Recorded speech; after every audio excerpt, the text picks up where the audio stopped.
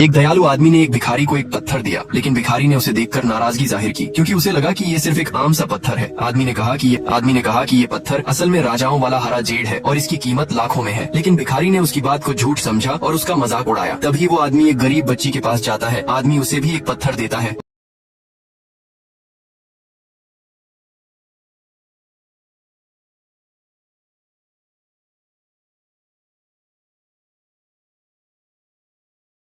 पहचानने वाले एक एक्सपर्ट की पोती होती है। लड़की उसे उठाकर देखती है और हैरान रह जाती है क्योंकि वो एक बेहद कीमती जेड होता है। लड़की सोचती है कि ये पत्थर किसी का गिरा हुआ है, इसलिए वो सबसे पूछती है कि ये किसका है। आखिरकार वह भिखारी तक पहुंचती है, लेकिन भिखारी कहता है ये तो बस एक बेकार सा पत्थर था, इसलिए मैंने इसे फेंक दिया। जब लड़की उससे पूछती है कि ये पत्थर उसे किसने दिया, तो भिखारी बताता है कि मैंने उससे बस 10 रुपए मांगे थे, उस पागल आदमी ने मुझे ये पत्थर दे दिया। लड़की उस आदमी के बारे में पूछती है तो भिखारी बताता है कि उसने एक बच्ची को भी ऐसा ही पत्थर दिया था। अब अमीर लड़की उस बच्ची के पास जाती है और उस पत्थर को 5 लाख रुपए में खरीदना चाहती है। यह देखकर भिखारी हैरान रह जाता है। बच्ची बिना देर किए पत्थर बेच देती है, लेकिन जब अमीर लड़की उसे ध्यान से देखती है तो उसे पता चलता है कि यह तो एक उच्च दर्जे का राजाओं वाला जेड है, इसलिए वह बच्ची को और 10 लाख रुपए देती है। अब भिखारी दौड़ता हुआ आता है और कहता है वो पत्थर तो मेरा था। वह भी अमीर लड़की से 10 लाख रुपए मांगता है, लेकिन लड़की गुस्से में कहती है तुमने खुद उसे फेंक दिया था, अब तुम्हें कुछ नहीं मिलेगा। भिखारी पछताने लगता है। अब अमीर लड़की